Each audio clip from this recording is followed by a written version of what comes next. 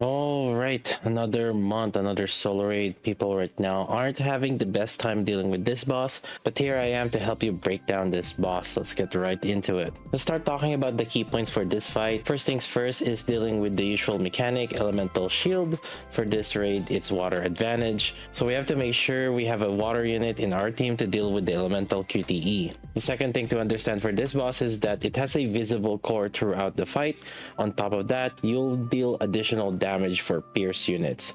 Taking advantage of that in team building is good, and making sure each unit has some synergy with one another. Following that, the biggest pain point in this fight is dealing with the mobs.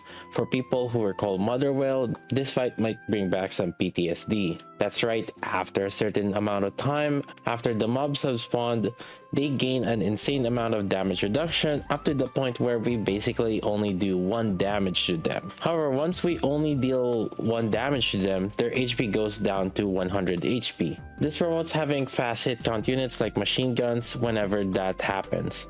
But I'll talk more about how to deal with these mobs later. Going more about these mobs, there's 2 different types of mobs that spawn. Understanding the difference is very important, as this may change how you approach the fight. One of the mobs, which I'll call gunner mobs, just occasionally shoot things at you. They're not deadly, but if left alive and in many numbers and you don't have some form of sustain, then you might have a bad time. The other mob, which we will call little shit, is the main priority to destroy when they spawn. These little shits throw stun bolts, paralyzed bolts, Pikachu, and stun you. So it is within your best interest to destroy them first if you have to choose and can't destroy them all at the same time.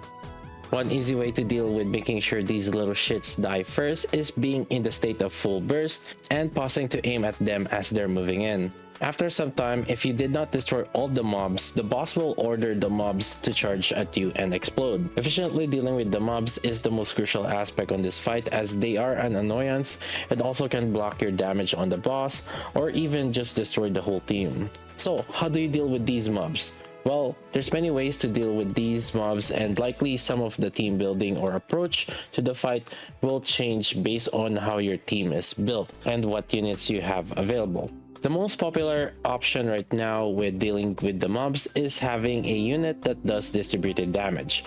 The thing about distributed damage is our damage is calculated from one mob, in this case the boss, and then the damage is evenly distributed across all the mobs in the screen.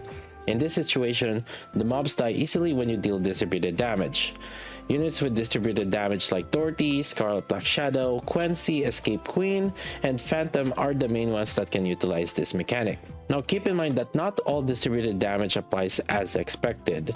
The distributed damage itself has to target the boss and then spread the damage to the mobs. If the instance of distributed damage is hitting the defense up mob, it will only deal 1 damage and not kill the other mobs. Let me demonstrate this with Dorothy as an example. So there's 0 damage right now, right, for Dorothy here. I'm gonna do the brand here. Let it explode. So right now, I'm doing every 2 seconds. I should be getting 1+1 damage on Dorothy because of her skill 2. When she bursts, right, the cooldown on her skill 2 is triggering, so this baptism, she should be doing this, but then that is hitting the regular mobs. So it shows here 701 151, 701 152, but then when it explodes, the thing is, because my brand targeted the boss, we've dealt enough damage, and the boss will receive this 8,900 damage based on Dorothy's attack. She's gonna spread this out instead.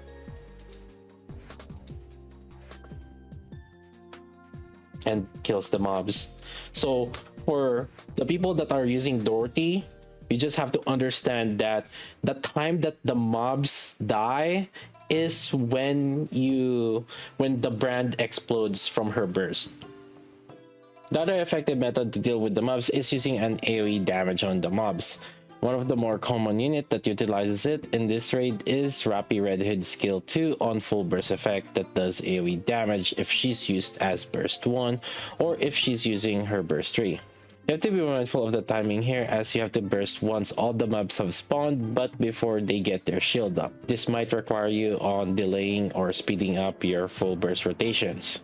The other option when dealing with the mobs is dealing with the little shits first. When the other options aren't available, where you can instantly kill the mobs, or perhaps the burst timing doesn't work out, your biggest priority is destroying the little shits first when they first spawn. Ideally, you should understand the order of the boss mechanics first, so you know your window of opportunity for your bursts.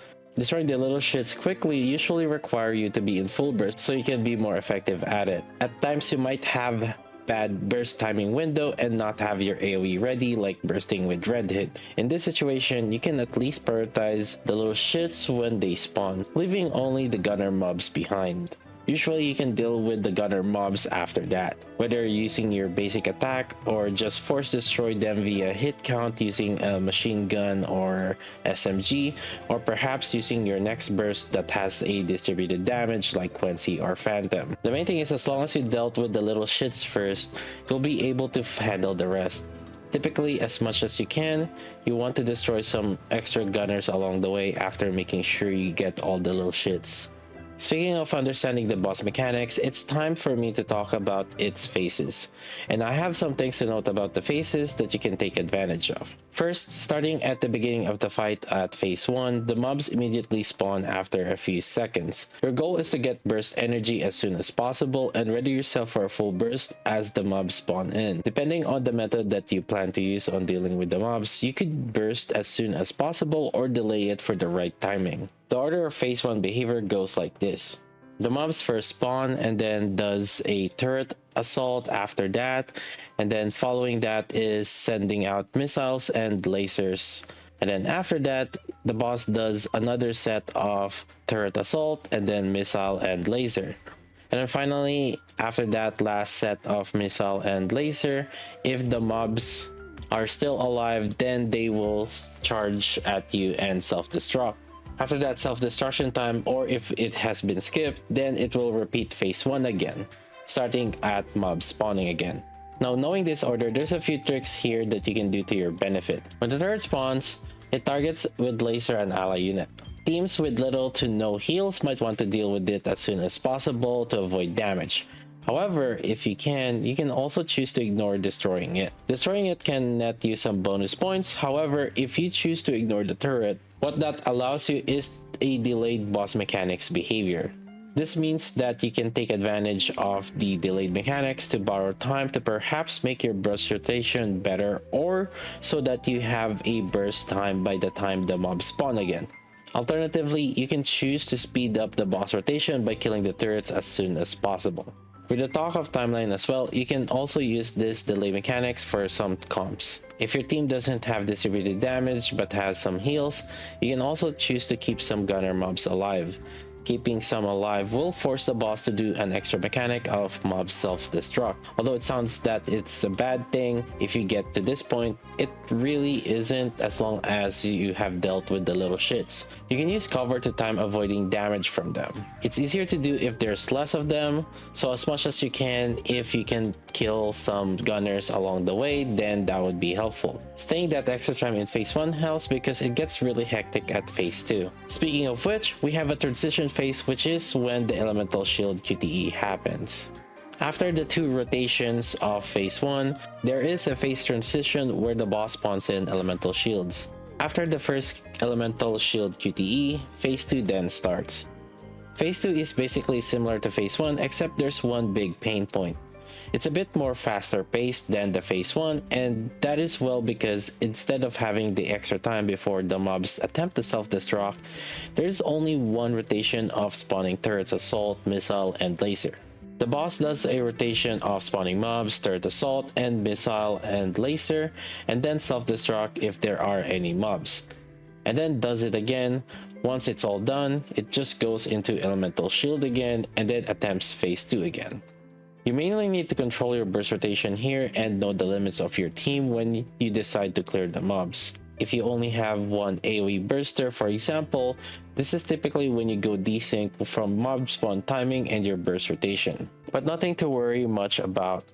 As long as you have the grasp of your burst rotation, you should be able to deal with these relatively well. If say you used your AoE burst for one mob rotation, but for the other one they don't have an AoE burst, as long as you make sure you are in the state of full burst and have relatively invested DPS, then you can deal with most mobs. Just make sure to deal with the little shits first and then as much gunner mobs as possible. And then when the mobs try to self-destruct on you, just try to get the timing of dodging via cover. Since there's very little wiggle room at this fast-paced phase, you have to decide whether you want to burst as soon as possible or play it safe and slow down with your burst rotation so you can time your burst rotation as the mobs spawn. And that's pretty much it with the boss mechanics. It seems pretty overwhelming at first with so many things happening, but once you've broken down the key factor on dealing with this boss, it will help you in your approach in the fight and team building. Speaking of team building, the team building is so whack right now, you might be looking at your rankings and you're seeing so much different teams and different combinations. Each person will have so much different team building to the next person because of varying investments. Some people have phase 2 treasure Helm and some have phase 3. Some have treasure Viper, some have invested winter guillotine. Some also have phantom to use. Some have decided to not use Mast or anchor, and some have otherwise. The combinations are insanely varied. What works good as a combination for one person may be different from the other because some of the units might have better overload and skills that it's probably better for them to use one combination over the other. I think the most important thing here is identifying which units you are planning to use to deal with the mobs. You might choose to split some units out just so that you have something to deal with the mobs. Since there's so many combinations, I'll talk more about the core combos first, and then from there you can build from it. First, decide where you plan to use your Alice SBS. The two most common options right now is either using with Dorothy, Crown, Alice SBS, and Privity, or the Killer Wife / Volume, and then Mast, Anchor, Maid Duo, and then Alice SBS. Alice in particular for this raid is effective due to pierce and core shot opportunities. With needing water in the team, Dorothy Privity sees the light again. Next is depending on whether you have decided to use Crown or Maid Duos for Alice SBS, you'll fill in the other options. A common combo with Mass Anchor is if it's not Alice SBS, is it's using Quency Escape Queen, and then using either with their Guillotine or Phantom. But if nothing else, then any DPS works, as the core of the team is Quency. The other Crown teams without the Infinite Ammo, Doro, Privity, Crown, Alice SBS is super varied. The most common thing with Crown team is using Treasure Phase 2 or Phase 3 Helm. Then from there you will fill in with your DPS, mix and match different DPS units, either with Treasure Viper, Ludmilla, Quency, Winter Guillotine, or other useful ones like Rapi Red Hood or Modernia. Moving on to Grave Team, some people decide the Grave Team to be either Fire Team using Rapi Red Hood, Asuka, and Ray, and for the Water, people use the other Water DPSs or use Bunny Alice or Privity. People that use Infinite Ammo, Dorothy, Privity, Crown, the Helm is sometimes put in here with Grave Team instead. A side use for Grave for some is also using Grave for the Cinderella team. Speaking of Cinderella team, as usual with Rouge in there, people have been slotting in Phantom in there alongside with Red Hood or other buffers. The next good team is using Tia Naga. If you can set up your team to take advantage of the core damage bonus from Naga, then you can do well with it. Common units on this is Dorothy on Burst 1, even without Privity, or really any Burst 1 with cooldown reduction. And then DPSs with Quency or Winter Guillotine, or Rapi Red Hood, or regular Red Hood, or Ludmilla. And then when all else fails, just put in whichever DPS you have available. And finally, the Team 6, which is the weakest combo, is the Shotgun team. Due to the distance, size of hitbox, and core reliance, Shotgun just don't perform really well for this boss. However, one thing that's good with Shotgun using bunnies is that it's fairly comfortable to run where all burst rotation can line up well with all the mobs spawning, making it easy to deal with the mob mechanics. And afterthought teams would be slotting in Snow White as a DPS to any of these teams. I was actually going to talk about more teams, but if I talk about every combination, the video will get dragged on. You know what? I'll just link the document in the description and I'll add some notes for each of the theme that I have seen or used. But yeah, what are you guys' plans for this raid? Are you going to just go one and done hit? Or are you waiting for the last day and waiting to get that phase 3 Helm? How's this boss faring for you? As usual, we'll add more things on the sheet as we find more. If you guys want to come out, hang out and chat with us at Twitch, twitch.tv/xguillotine. And if you guys want to see more content like this, make sure to subscribe and click that like and subscribe. Let me know if there's anything up on the comments or if you have any questions. In any case, that's about it for now. Good luck with you all on the raid, and I'll see you guys next time.